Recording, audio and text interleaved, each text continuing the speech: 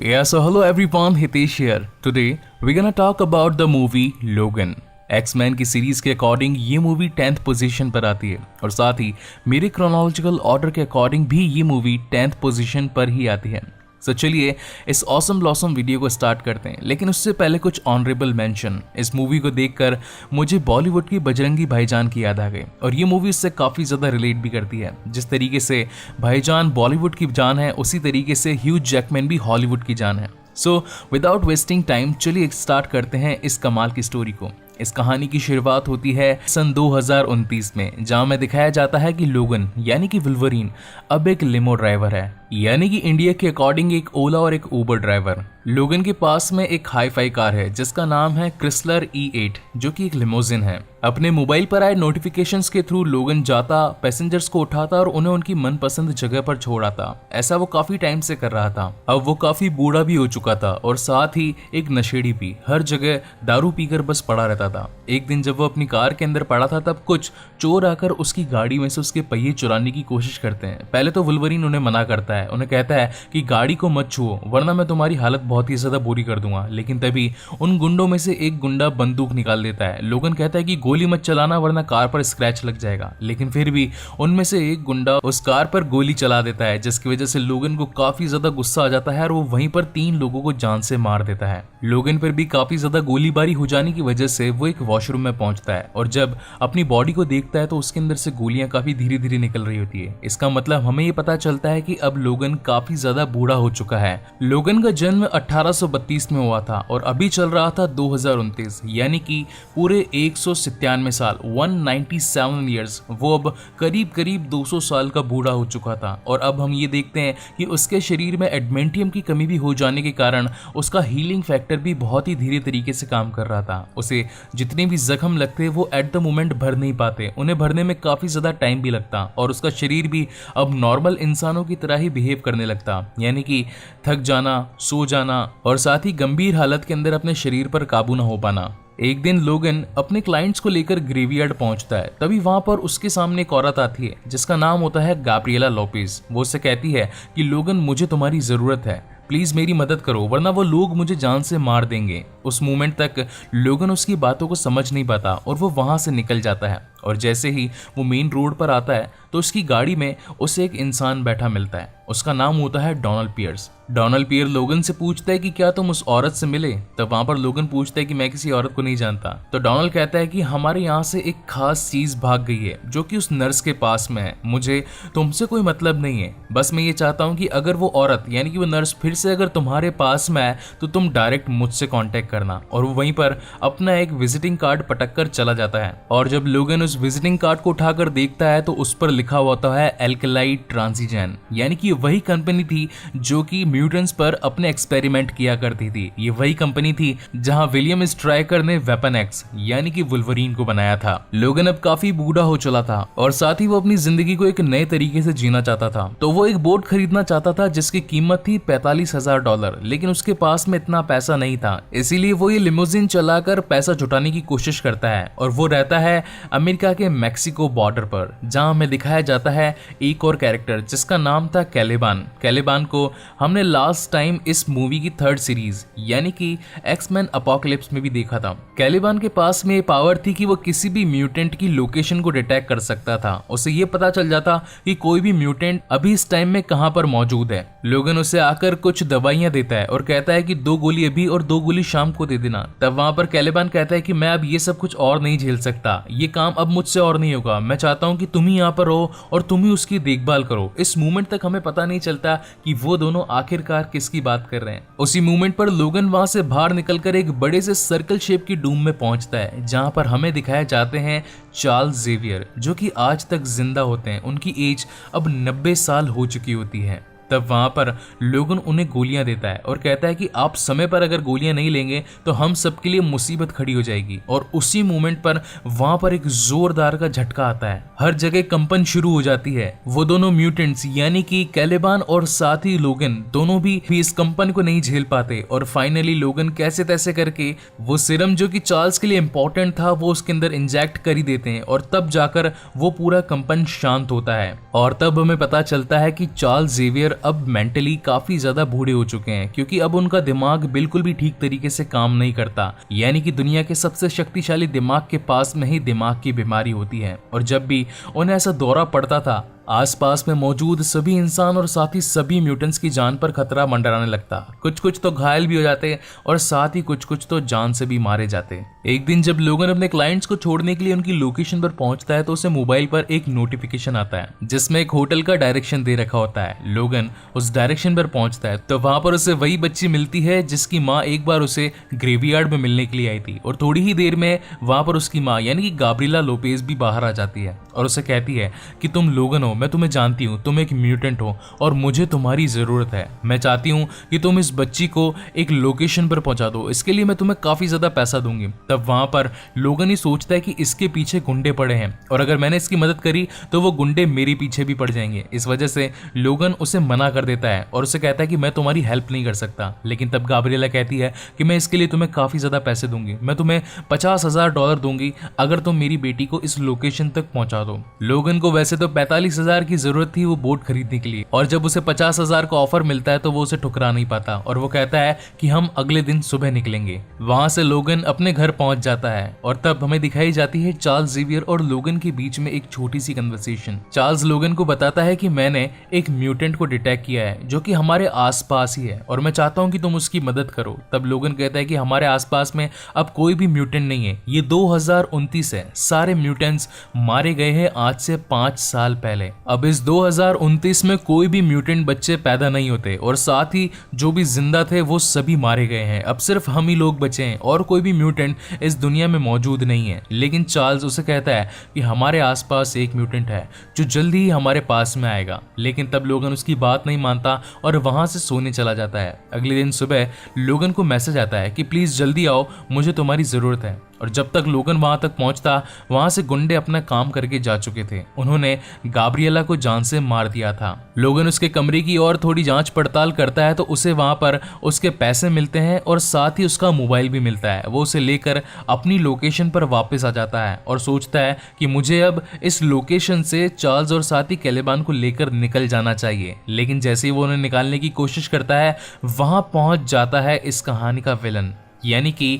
Donald piers. और वो लोगन से कहता है कि मैंने तुम्हें बताया था कि अगर तुम्हें वो बुढ़िया मिले तो सीधा उसे मेरे पास में लेकर आना, क्योंकि मुझे उससे खास चीज चाहिए थी, मगर तुमने मेरी बात नहीं मानी और अब इसका अंजाम तुम्हें भुगतना पड़ेगा। मुझे बताओ कि तुमने उस बच्ची को कहां पर छिपा कर रखा है। तो लोगन कहता है कि मेरे पास में कोई भी बच्ची नहीं है। तब वहां पर डोनाल्ड पियर्स कहता है कि हो ना हो वो बच्ची यहीं पर है, जाओ मेरे सैनिकों और उसे ढूंढ कर लेकर आओ। उसके सैनिक जैसे ही उसकी डूम के अंदर जाते हैं तो वहां पर वो लड़की लौरा छुप कर बैठी होती है। उसी मोमेंट पर हमें काफी सारी गोलियां चलने की आवाज आती है और थोड़ी देर बाद में वो छोटी लड़की लौरा बाहर निकलती है उस गुंडे का हाथ में सर लेकर। इस बात से सभी डर जाते हैं और गोलियां चलाने लगते हैं लौरा पर। लेकिन उस मोमेंट पर वुल्वरीन मदद करता है लौरा की और वहां मौजूद सभी सैनिकों को अपने पंजों से मार मार कर उनका खात्मा करने लगता है। लेकिन उस मोमेंट पर हमें पता चलता है कि वो लौरा वो भी कोई आम बच्ची नहीं, वो भी एक म्यूटेंट है और साथ ही उसके पास में भी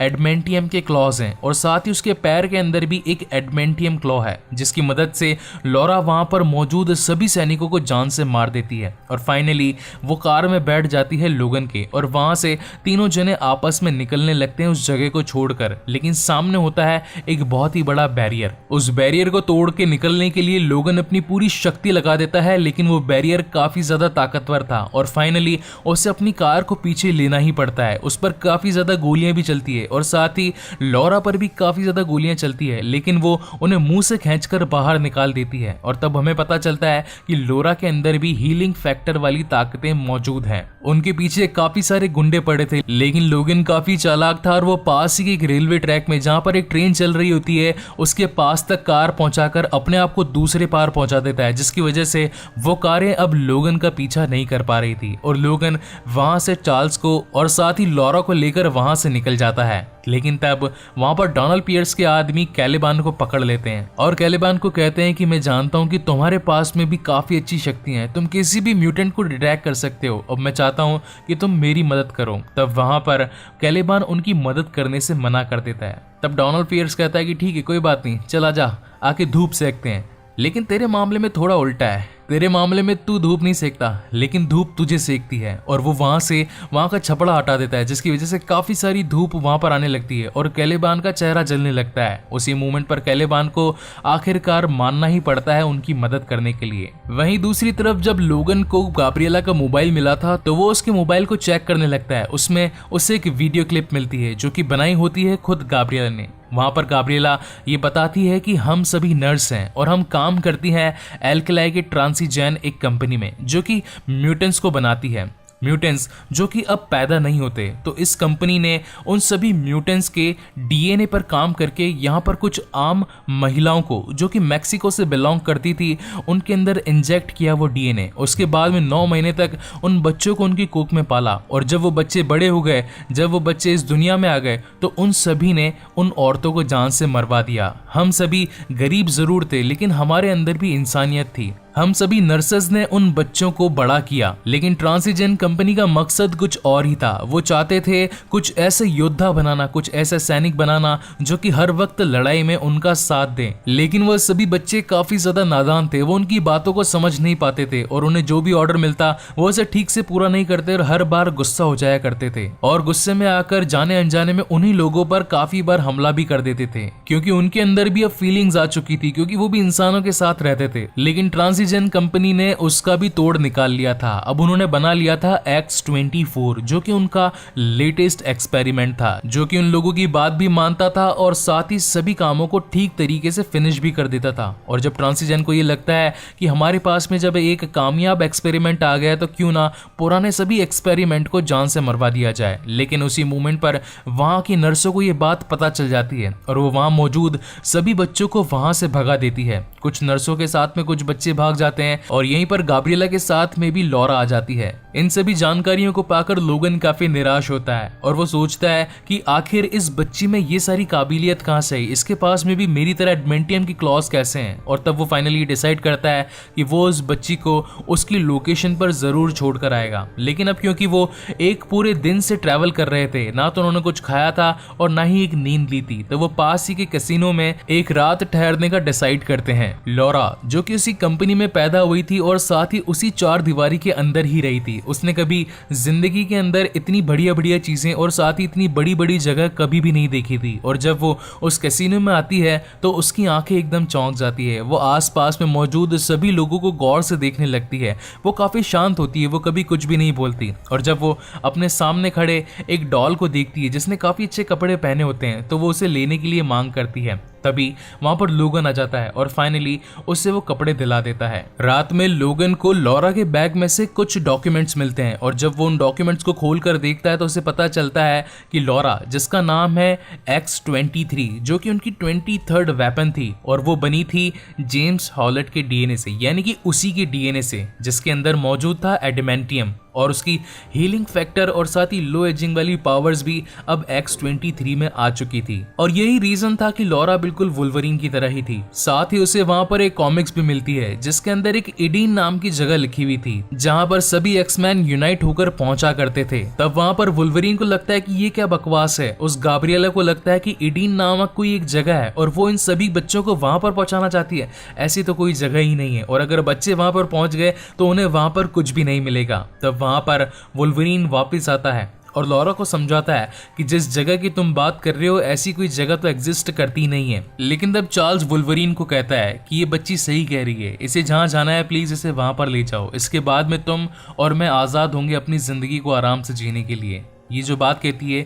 इसे मान जाओ। और उसी मोमेंट पर वुल्वरीन अपनी गाड़ी को चेंज करने के लिए नीचे उतरता है क्योंकि उस गाड़ी पर काफी ज्यादा गोलियां लग चुकी थी और साथ ही वो गाड़ी काफी ज्यादा खराब भी हो चुकी थी। तो वहीं पर मौजूद एक कार रेंटल कंपनी के पास में वुल्वरीन पहुंचता है और $10,000 में एक ऐसी कार खरीद लेता है जो कि उनके सफर में आगे जाने के लिए उनके काम आती। लेकिन जैसे ही वो वापस कैसीनो पहुंचता है तो उसे पता चलता है कि डोनाल्ड पियर्स के सभी आदमी, सभी गुंडे वहां पर पहुंच गए थे उन गुंडों को रीवर्स के नाम से भी बुलाया जाता है। रीवर्स जिनके शरीर का कोई ना कोई एक पार्ट या तो टूटा हुआ या फिर कोई नया मैकेनिकल लगाया हुआ होता है। अब चाहे वो हाथ भी हो सकता है और चाहे पैर भी। लोगन छिपते छिपाते अपने उस रूम में पहुंचता है जहां पर चार्ल्स और लॉरा मौजूद होते हैं, लेकिन उसी मोमेंट पर चार्ल्स को दिमाग का दौरा पड़ता है क्योंकि उसने अपनी दवाई नहीं ली थी, जिसकी वजह से उसके आसपास मौजूद सभी इंसान जहां खड़े थे बिल्कुल वहीं पर खड़े रह जाते हैं और जो आसपास में म्यूटेंट होते हैं वो उसकी शक्ति को सहन नहीं कर पाते। उन सभी म्यूटेंट्स का उस कंपन की वजह से काफी बुरा असर पड़ता है, जो कि लोगन पर भी हो रहा होता है और साथ ही उस बच्ची लॉरा पर भी। लेकिन उसी मोमेंट पर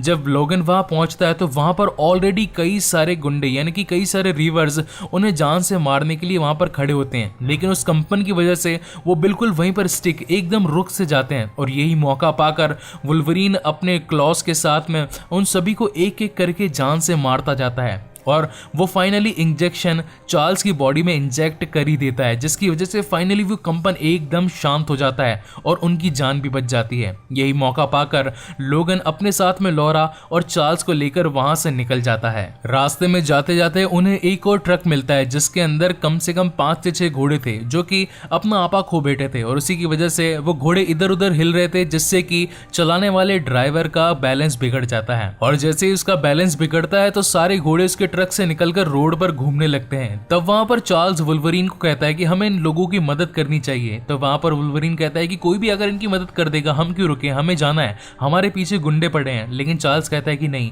उनकी मदद करना जरूरी है वरना वहां पर एक बड़ा हादसा भी हो सकता है। और तभी वुल्वरीन फिर से गाड़ी घुमाता है और चार्ल्स उनकी लोकेशन पर आकर अपने माइंड टेलीपैथिकल पावर्स का यूज करता है, जिसकी मदद से वहां मौजूद सभी घोड़े जो कि इधर उधर भाग रहे थे वो फाइनली वापस से आ जाते हैं उन सभी परिवार के पास में। उस परिवार का नाम होता है मैंसन परिवार, जिसके अंदर 3 मेंबर्स थे, माता, पिता और साथ ही उनका बच्चा नेट। और वो वुल्वरीन से उनकी मदद करने के लिए उनका शुक्रिया अदा करते हैं और कहते हैं कि आज जो आपने हमारी मदद करी उसके लिए हम आपको अपने घर पर खाने के लिए इनवाइट करना चाहते हैं। तब वुल्वरीन कहता है कि नहीं नहीं, हमें काफी लंबे सफर के लिए जाना है तो हमें यहाँ से अभी निकलना पड़ेगा। लेकिन चार्ल्स कहता है कि नहीं नहीं, हम आपके घर पर खाना खाने के लिए जरूर आएंगे। और तभी वो सभी निकल जाते हैं उनके घर की ओर। रात को सभी डिनर करने के लिए बैठते हैं तो पूरे परिवार का आपस में एक दूसरे से इंट्रोडक्शन होता है। तब वहां पर वुल्वरीन कहता है कि ये मेरे पिता हैं, इनका नाम है चार्ल्स, और साथ ही ये मेरी बेटी है, इसका नाम है लॉरा। तब वहां पर मैंसन परिवार भी आपस में एक दूसरे से इंट्रोडक्शन करता है। वो कहता है कि ये मेरी पत्नी है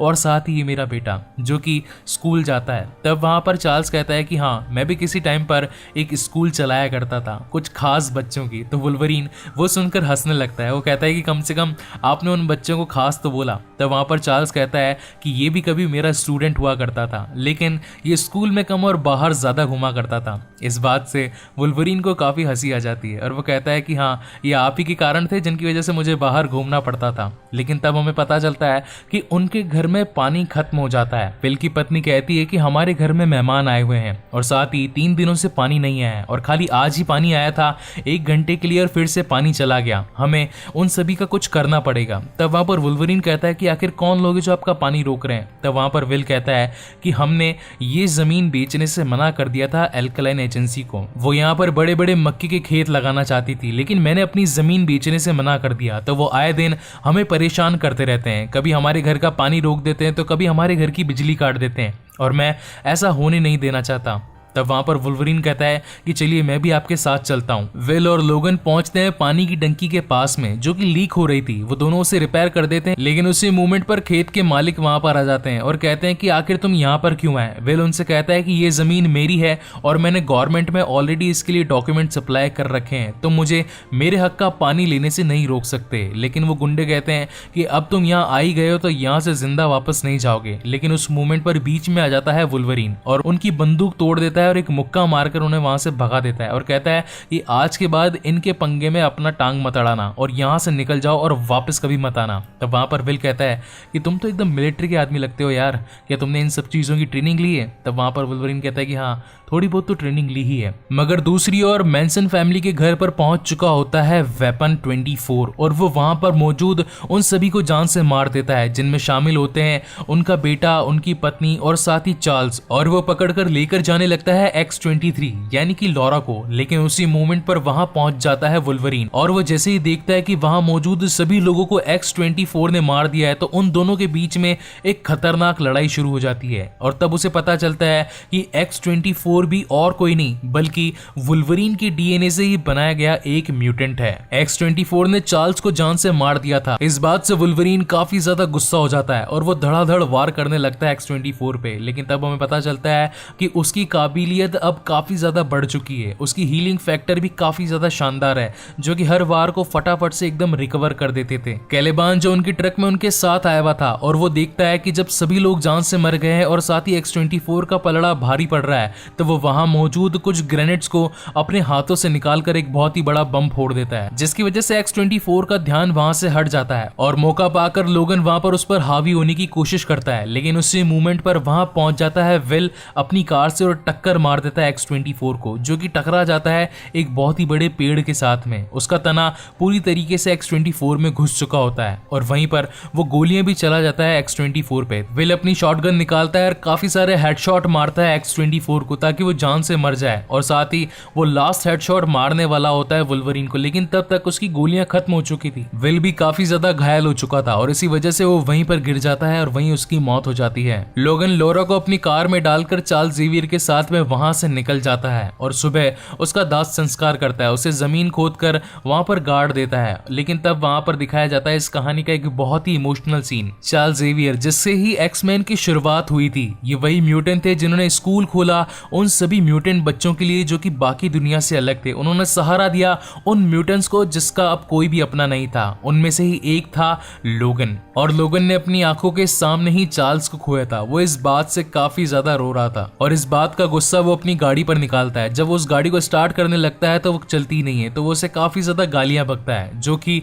लॉरा वहां खड़े खड़े देख रही होती है। लेकिन उसी मोमेंट पर लॉरा को अपने सामने एक गाड़ी और दिखती है। अगले सीन में लोगन की आंख खुलती है एक हॉस्पिटल में और वहां पर एक डॉक्टर उसे बताते हैं कि अभी तुम उठ नहीं सकते, यहाँ से कहीं जा नहीं सकते, तुम काफी ज्यादा जख्मी हो। मैं जानता हूँ कि तुम कोई आम इंसान नहीं हो, लेकिन मुझे आज तुम्हें देखकर काफी खुशी हो रही है। तुम एक म्यूटेंट हो और तुम्हें यहाँ पर पाकर मैं बहुत ही खुश हूँ। मैं चाहता हूँ कि मैं तुम्हारा इलाज करूँ। लेकिन तब लोगन कहता है कि तुम्हारी भलाई यही है कि तुम मुझे यहाँ से जाने दो, वरना तुम्हारे साथ अच्छा नहीं होगा। और वो वहां से निकल जाता है। और अब जो कार लॉरा ने उस इंसान से चुराई थी, वहां से लोगन और साथ ही लॉरा उस कार में बैठकर निकल जाते हैं और वहीं पर सीन शिफ्ट होता है डोनाल्ड पियर्स की तरफ। डोनाल्ड पियर्स जो कि पहुंचा था पिछली रात लॉरा को अपने साथ में लेकर जाने के लिए, लेकिन लॉरा तो उसके हाथ नहीं लगती, लेकिन उसका बैग जरूर लग जाता है और उसके बैग में उसे मिलती है एक तस्वीर जो कि होती है लॉरा और साथ ही उसके दोस्तों की, और उसके पीछे एक लोकेशन लिखा होता है। और तब वो समझ जाता है कि हो ना हो लॉरा अब सीधा उसी लोकेशन पर जाएगी। 2 दिनों तक रेगुलर कार चलाने की वजह से लोगन की हालत भी काफी ज्यादा खराब हो चुकी थी। तब वहां पर लॉरा उसको सहारा देती है और उसे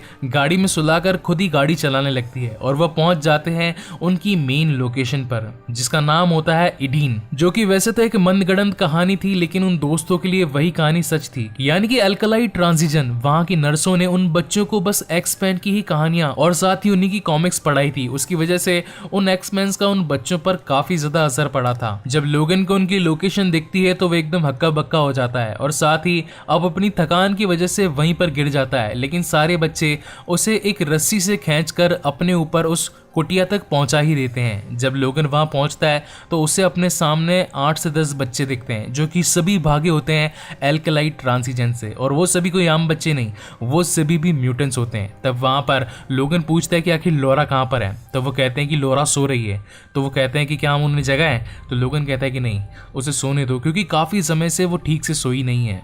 अगले दिन जब उसकी नींद खुलती है तो वहां पर लॉरा और साथ ही उसका एक फ्रेंड एक टेलीस्कोप की मदद से पहाड़ी की दूसरी ओर देख रहे होते हैं। तब लोगन पूछता है कि आखिर तुम लोग क्या कर रहे हो।